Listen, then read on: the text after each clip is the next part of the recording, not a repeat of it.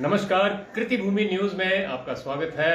हम मौजूद हैं हिमाचल प्रदेश जिला सिरमौर में और ग्राम पंचायत नवादा से हमारे साथ जुड़ चुकी हैं महराज खातून। आइए इनसे बात करते हैं विकास कार्यों। धन्यवाद सर। जो आपकी ग्राम पंचायत में विकास कार्य हुए हैं उसके बारे में बताएंगे। सर, विकास कार्य तो मैं बताऊं कि जब से हम लोग प्रधान बने हैं तो स्टार्टिंग तो हम लोगों की थोड़ी वीक रही है कि लॉकडाउन के कारण हम लोगों का काम रुक गया था।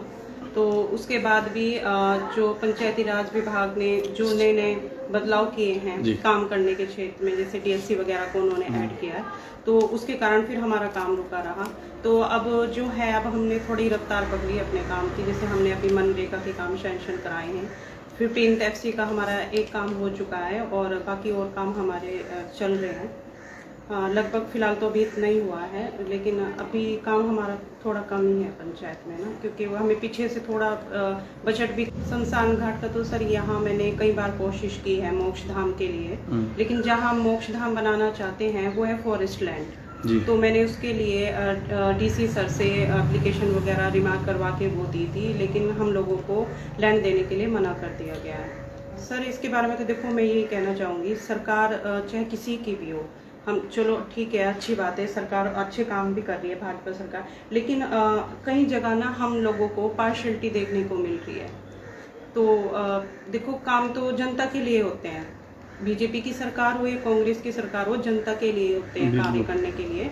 तो मैं तो सिर्फ इतना कहना चाहूँगी कि पार्टी को ना देखा जाए, पंचायत के जो पब्लिक होती है उनको देखा जाए कि प्रधान कोई भी हो वो अपनी गांव का विकास अच्छे से कर सके, और उसमें हर पार्टी के नेताओं को सहयोग देना चाहिए, चाहे वो बीजेपी हो या फिर कांग्रेस हो। माननीय मुख्यमंत्री जी से यही प्रार्थना रहेगी कि वो लगभग जिस तरह हमारी नवादा जो पंचायत है, यहाँ पे विकास की बहुत ज़्यादा ज़रूरत है, लेकिन हम लोगों का दुर्भाग्य ये है कि हम लोगों के पास बजट बहुत कम है। इतने बजट में हम किस किस के काम करा पाएंगे।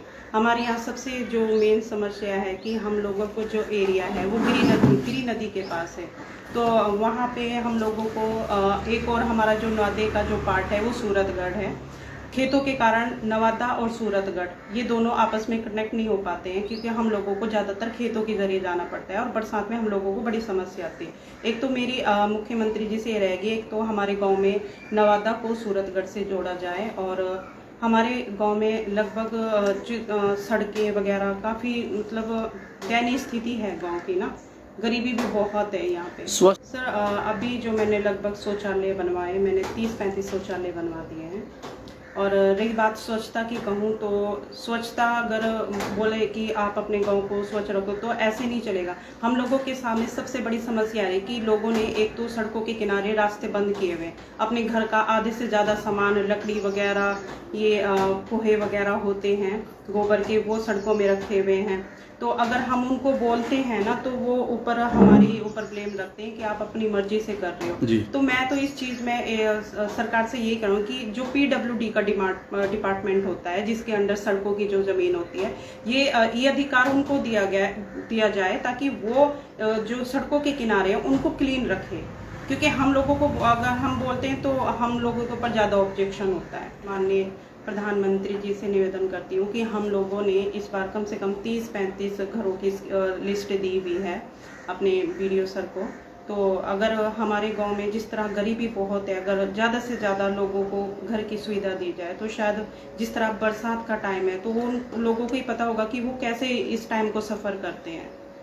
सर, परेशानी तो बहुत है, क्योंकि गरीबत के कारण लोग ज़्यादातर परेशान हैं। नशे के बारे में आप क्या कहना चाहेंगे? नशा आज चरम सीमा पर है, भाजपा सरकार वादे करती है बड़े बड़े कि नशा और भ्रष्टाचार खत्म करेंगे, कितना नशा ऐसा नहीं होएगा, ऐसे ये कभी खत्म नहीं होएगा, क्योंकि जहाँ से जो मेन जड़ होती है ना, जब तक वो नहीं पकड़ेंगे ना तो फील्ड में आप जितना मर्जी बोल दो कि वो नहीं होएगा, क्योंकि मेन होते हैं कि जो सप्लायर होते हैं वो कहीं ना कहीं से तो लेके आते होंगे ना। हमारे गांव में इस टाइम इस मैप का इतना बुरा हाल हो गया है कि जो कहते हैं ना कि हमारे देश की जो नई वाली पीढ़ी आएगी, अपने देश में तरक्की, कुछ भी नहीं होएगा सर। युवा पीढ़ी खतरे में है सर, बिल्कुल नशे में नील है। 6-7 हज़ार रुपए का वो नशा करते हैं, चोरी करते हैं, उल्टे सुल्टे काम करते हैं, तो देश की तरक्की में तो वो क्या योगदान देंगे। तो एक तो जो हमारा पुलिस प्रशासन है एक तो उनको सपोर्ट करना चाहिए। जिस तरह गांव के लगभग देखो सबको पता रहता है कि गांव में कौन सप्लायर है, कहाँ से ले रहा है।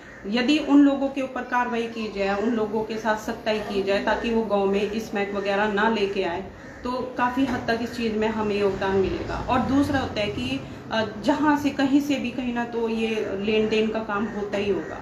अगर सरकार वहाँ तक अपनी पुलिस प्रशासन को पहुँचाए ताकि वो लोग गांव में इस तरह के नशीले पदार्थ को ना बेचें। आप तो प्रयास करते हैं कि हाँ जी सर, हमने नशीले 1-2 बार पदार्थों का कंप्लेंट भी की है, लेकिन वही बात है कि प्रधानों को हर कोई सुना देता है, क्योंकि बोलते हैं कि आप लोगों ने कंप्लेंट की, लेकिन जब पुलिस प्रशासन खुद सख्ताई से इस चीज पे कार्य करेगी ना, तो प्रधानों को कोई नहीं बोलेगा। पुलिस प्रशासन का ही योगदान इसमें सबसे बड़ा है। तो आपने प्रशासन को कभी किया अलर्ट भी, आप हमारे गांव की तरफ चक्कर मारिए और हमारे गांव में ऐसा स्मैक वगैरह का धंधा चल रहा है? जी की है, बल्कि तो क्या आश्वासन दिया गया?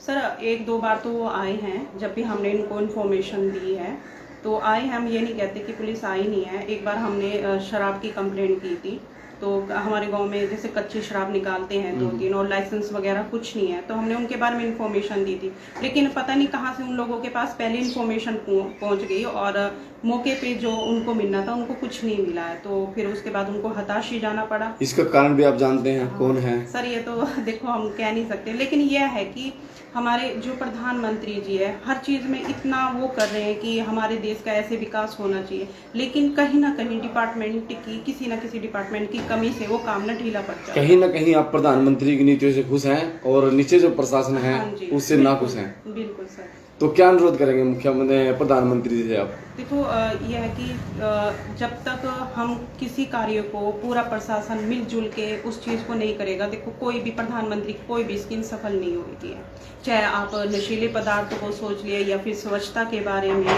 या फिर गांव के विकास के बारे में, क्योंकि अब हमारे माननीय प्रधानमंत्री जी तो स्कीम को कर देते हैं आगे, लेकिन जो आगे कार्यभार करते हैं उनकी कहीं ना कहीं कुछ ढीली के कारण ना वो काम में प्रोग्रेस नहीं हो पाता है। कुछ त्रुटियां रह जाती हैं। हाँ जी बिल्कुल रह जाती हैं। ताकि ये त्रुटियां ना रहें, ऐसा कुछ आप संदेश देना चाहेंगे आम जनता को और अनुरोध करेंगे प्रधानमंत्री से कि ये जो त्रुटियां हैं कौन कौन सी त्रुटियां हैं और उनके ऊपर संज्ञान लिया जाए? सर फिलहाल तो यही है कि जिस तरह अगर हम कोई समस्या लेके जाते हैं किसी भी डिपार्टमेंट की, हमारी समस्या को गंभीरता से लिया जाए और हम लोगों का साथ दिया जाए, ना कि आगे पीछे उस चीज़ को घुमाया दिया। क्योंकि हम लोग अगर अकेले इस फील्ड में जाते हैं तो हम लोगों को पार्टी बेस पे देखा जाता है, ये नहीं देखा जाता है कि हम किस चीज़ के लिए प्रयास कर रहे हैं, वो सही है या गलत है। बेरोजगारी हमारे देश की एक बहुत गंभीर समस्या है।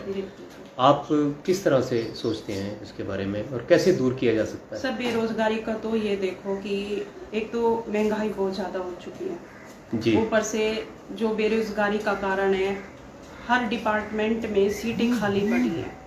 युवा पीढ़ी जो ग्रेजुएट हो चुके हैं, एज क्रॉस कर चुके हैं, लेकिन उन लोगों को कहीं भी रोजगार नहीं मिल रहा है। बेरोजगारी निकाली जा रही है। जी, बेरोजगारी दूर करने के लिए भर्तियों की जैसे आप बात कर रहे हैं, तो अग्निवीर एक छोटा सा प्रयास किया गया है सरकार द्वारा, तो क्या वजह रही है कि युवाओं ने बहुत ही जोर शोर से इसका विरोध प्रदर्शन किया? सर ये देखो उनका प्रदर्शन भी बिल्कुल ठीक है अपनी जगह, क्योंकि अब जिस तरह हम लोग हैं ग्रेजुएट लोग हैं हम, ठीक है, अगर हमने एनटीटी किया हुआ है या हमने बीएड किया हुआ है और डिपार्टमेंट उस फील्ड में वो पोस्टें नहीं निकाल रहा है, तो देखो हमारी डिग्री किसी काम की नहीं है, वो रद्दी बन के रह गई है। क्योंकि ज़रूरत तो हमें अभी है रोज़गार की है, कुछ टाइम बाद अगर वो निकलती हो सकता है हमारी उस टाइम एज ना रहे। तो एक तो सही टाइम पे जिस तरह निकलती है हर डिपार्टमेंट, टाइम टू टाइम जो भर्तियां निकलती है, एक तो वो निकलनी चाहिए, कोई भी डिपार्टमेंट खाली नहीं रहती। अब वो अभी मैं आपको बताती हूँ कि जिस तरह हम पंचायत में काम कर रहे हैं, सेक्रेटरी के पद इतने खाली हैं, सेक्रेटरियों के लाले पड़ रहे हैं, एक एक सेक्रेटरी को 2-3 पंचायतें दी जा रही है। अब बताओ कि जो पंचायतें बड़ी हैं और उसको 3 पंचायतें दी, वो कैसे करेगा? हम लोगों के पास तो 2 दिन भी नहीं आता है, सबसे कार्य करते हैं, लेकिन उन लोगों की समस्या ये है कि उन लोगों के पास एक्स्ट्रा बर्डन है। अब एक्स्ट्रा बर्डन होने के कारण वो एक पंचायत को सुचारू रूप से नहीं चला पाते हैं। अब जहां हमें पूरा हफ्ता बैठना चाहिए वहां हम हफ्ते में 2 या 3 दिन ही बैठते हैं। अब कई बार ऐसा होता है कि पूरा दिन परिवार निकालने में या और चीज़ों में निकल जाता है। जो मेन काम होते हैं ग्राम पंचायत के विकास के लिए वो उनमें देरी होती रहती है। देरी का कारण क्या मैम? देरी का कारण ये है कि सेक्रेटरी का हमारे पास परमानेंट नहीं है बैठना। परमानेंट यही कारण हो या कोई और भी कारण हो सकता है? नहीं सर, और तो कुछ नहीं है। बाकी तो देखो सरकार के हाथ में अपने डिपार्टमेंट को अच्छा चलाना, उनकी मांगे पूरी करते रहेंगे तो कर्मचारी खुश होकर कार्य करेंगे। हाँ जी बिल्कुल, आपका बहुत बहुत धन्यवाद सर। आपने मेरी जो विचार हैं आपके अपने चैनल के माध्यम से जनता के सामने रखे हैं। सर बस मैं तो इतनी कहना चाहूँगी कि हम लोग जो विकास कार्यों में हम लोगों को जो समस्या आ रही है, अगर सरकार बजट अच्छा करे और डिपार्टमेंट सपोर्ट करे किसी भी चीज़ को लेके, चाहे वो पानी से संबंधित हो, स्वच्छता से हो, या जिस तरह आप बता रहे हैं नशीले उससे, तो अगर सरकार का या डिपार्टमेंट का हम लोगों को सपोर्ट मिलेगा तो हो सकता है हम अपने पंचायत कार्य में ज़्यादा से ज़्यादा अच्छे काम करेंगे। इसी तरह की जानकारियों के साथ हम प्रस्तुत होते रहेंगे। आपके सामने यदि कोई भी समस्या आती है या कुछ भी आपके सामने गलत हो रहा है तो आप दिए गए नंबरों पर हमसे संपर्क कर सकते हैं। जुड़े रहें कृति भूमि न्यूज़ के साथ। धन्यवाद।